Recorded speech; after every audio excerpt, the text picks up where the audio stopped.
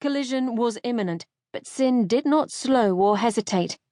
His arms wrapped around his prey, noting its slim form, the scent reminiscent of lichen, mixed with blood and something oddly floral.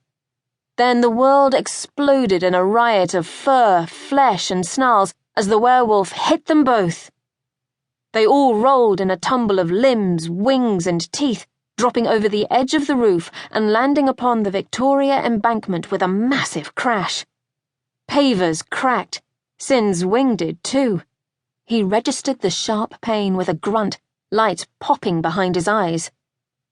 He did not let go of his prey, and yet his arms were empty, and dozens of tiny black birds flapped around his face with frantic wings obscuring his sight. They took to the sky, leaving him with an enormous brassed-off werewolf crushing his chest. Sin watched the birds take flight, and then roared his outrage, letting loose a bolt of lightning, his greatest weapon, and one he still had yet to get under full control. The were yelped, its big body writhing and launching into the air from the force.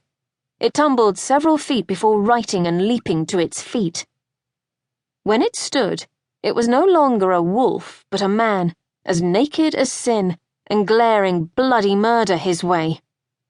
"Impudent pup," growled Ian Ranulph, Lichen King and Sin's brother-in-law. "You nearly burnt my cods off."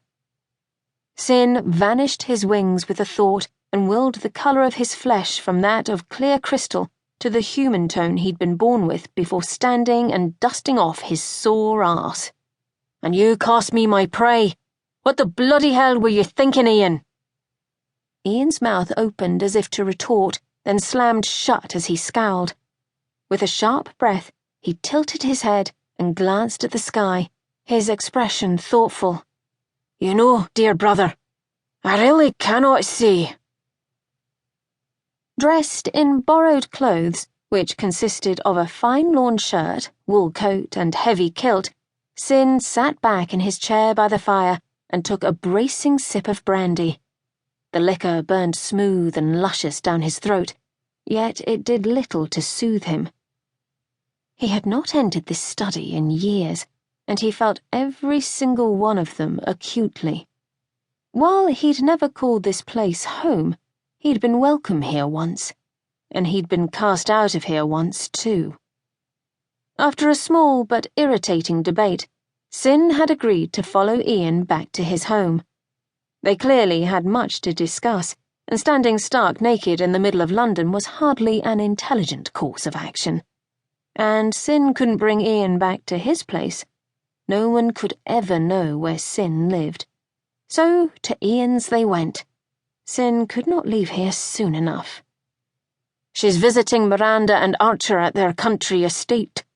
Ian's casual comment broke their silence. Sin straightened in his seat and glanced at his brother-in-law, who lounged in the chair across from him. Firelight gleamed in Ian's blue eyes, giving him a faintly demonic appearance, but his elegant sprawl and watchful manner spoke of pure lichen. They spoke of Daisy, Ian's wife and Sin's sister. Sin had 3 sisters, Daisy, Miranda, and Poppy. All 3 of them had cut Sin out of their lives, for good reason.